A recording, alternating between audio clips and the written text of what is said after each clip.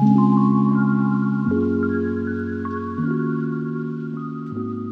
everyone, welcome back to another week on the Brush by Brandy YouTube channel. My name is Brandy and this week we're working on this piece that's behind me. What's funny about this piece is I originally picked it up because it has great lines on it, and it really does. But when I got it, I realized that it's also got some beautiful wood grain, and these are actually inlaid details in the wood. So it was such a beautiful piece that I didn't feel like I could cover it all up with paint. So we are going to accentuate some of this beautiful wood. We're going to give it a paint treatment, a little bit of fun stuff on the sides. I think it's going to come together really cute. And we're going to accentuate the natural details of this piece. And I get so much grief sometimes for painting wood furniture pieces, but I want you guys to know that sometimes I do recognize details on a furniture piece that need to be left in their original state. And I do that a lot of times by either leaving like a wood top. In this case, I'm going to leave some wood details. So a little nod to their original past while still updating the furniture piece itself. That's exactly what this one's going to get. So stick around and let's get started. Here's where this piece started out, and you can see that original wood inlay and this beautiful graining on there. I knew that I had to leave some of that exposed.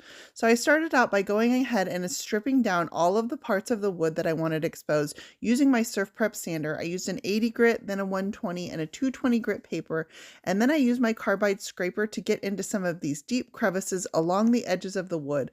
I did strip the top originally, but it did have some damage to it, so I know that I'm going to need to paint that later, but I went ahead and got rid of that old flaky finish in the meantime. Once I had all this wood stripped down and exposed, I wanted to go ahead and add a little bit of a wash to the front of the wood. This is just going to tone some of those orange tones down in that wood and kind of unify it. So I'm going to give it a wash of paint. I apply the paint in a very thin layer using a little bit of water, and I'm going to brush it on in a nice even finish. This paint wash is going to give my wood the look of a bleached wood, but I'm doing it using paint instead of stain. The alternative to spraying your surface with water and brushing it on evenly is you can dilute a little bit of paint into a bowl and apply it from there as well. When I was sanding this piece, it is fairly modern, and I know with modern pieces that the veneers tend to be thinner than with older pieces, so I did sand it very carefully to make sure to not go through that veneer. A veneer is a very thin layer of a quality wood applied over another substrate, and usually with modern pieces they used a lot of veneers and they're not super thick, and that's the case with this piece here. The piece itself is still solid wood and very well made, but just be aware of veneers when you're sanding that you want to do it carefully.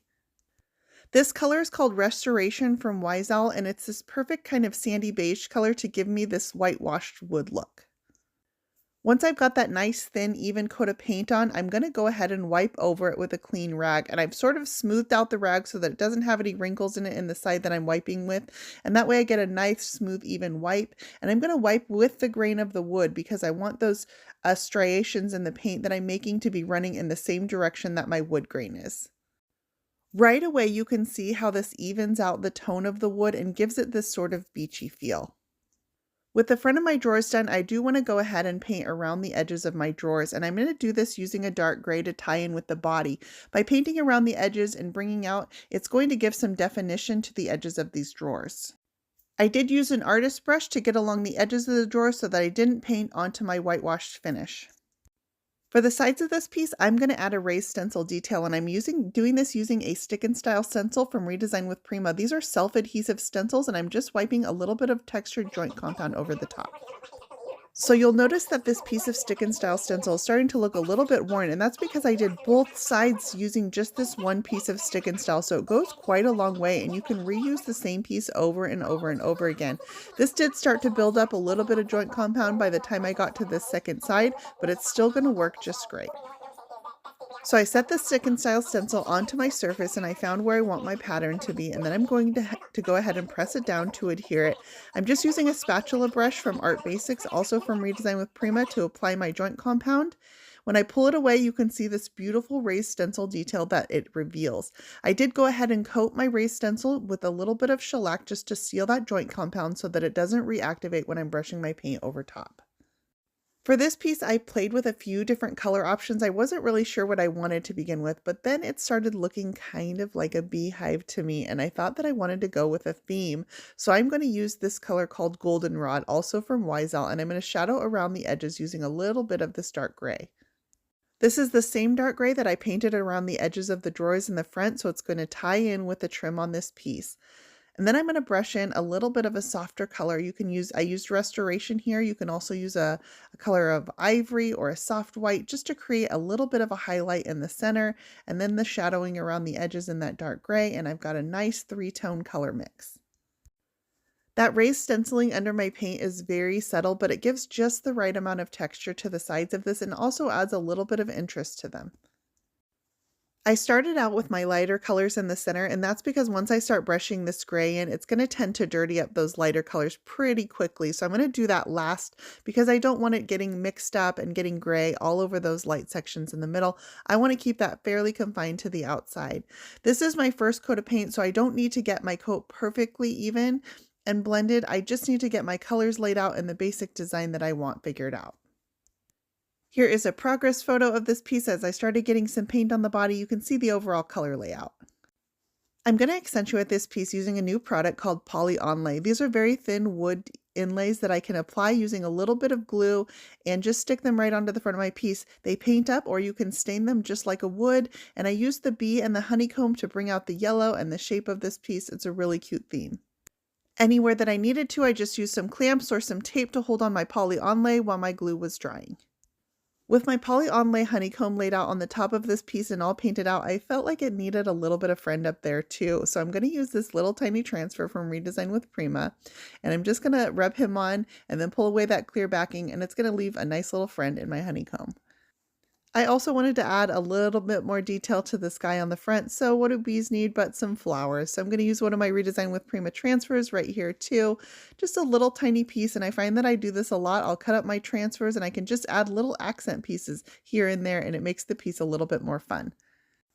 I also want to add a little bit of black wax shading all around the edges of this piece, and so I'm going to do it especially around the edges of these drawers. I used an artist brush and took some black wax and brushed it into those deep crevices, and then I'm going to take a slightly wider brush and I'm just going to feather that wax out from the corners so it has a nice soft shading effect around the dark edges of the drawer. I also did some black wax up the sides of my piece to accentuate any crevices that were there too. This is a great way to really pull out any details, accentuate some moldings, and then soften them up with a little bit of shadowing. The sides of this piece had some beautiful leaf detailing, and so I want to bring those out too. So I'm going to go ahead and dry brush a little bit of paint. This is Wiseout paint in ivory, and I just took a smaller brush, very little paint on my brush, just a little bit from the lid of my can, and I'm going to dry brush it just onto the tips of these leaves, and it's going to give them some depth and dimension. So you can see on areas like this that have a lot of interest to them, I shaded with a little bit of that black wax on the corners. I'm doing my dry brush. I'll touch up any areas that I got a little paint. That'll wipe away pretty easily so long as it's fresh, where I got it onto the yellow. And then against this yellow background, these colors really pop.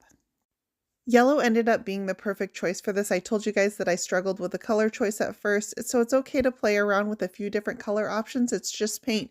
You can go over it a few different times and pick the one that you like the best. Take photos of each one. That'll help you choose. I also want to change the color of this hardware, and so I went ahead and just stippled on a little bit of Wiseout paint. This color is called Gray Linen, and it's going to go ahead and change these to the gray color that's on the body of my piece over that worn gold color. I knew that I didn't want metallic hardware, and this kind of tones it down. So don't be afraid. You can definitely paint your hardware. Make sure that you clean it well first, and as long as it's nice and clean, it's going to accept that paint beautifully. After my paint was on, I went ahead and wiped away a little bit of it from the surface and just left that gray in the very crevices of the hardware, and then sealed these in 2 coats of matte clear coat. Now it's time to go ahead and spray the body of my piece in some clear coat. I'm also using Wiseout matte varnish on this. You can also brush or sponge your clear coat on, but I choose to use my sprayer when I can. I staged this with a little honeypot of some flowers. That's just a nod to my little bee. This piece is really fun, you guys. Has little treasures hidden throughout the piece, which I think makes it so much more interesting. I hope you guys enjoyed this fun little makeover. If you did, click that subscribe button. You can find links for everything I use in the description for this post. And as always, you can find more Brush by Brandy on Facebook, Instagram, Pinterest, and YouTube, and my website at brushbybrandy.com.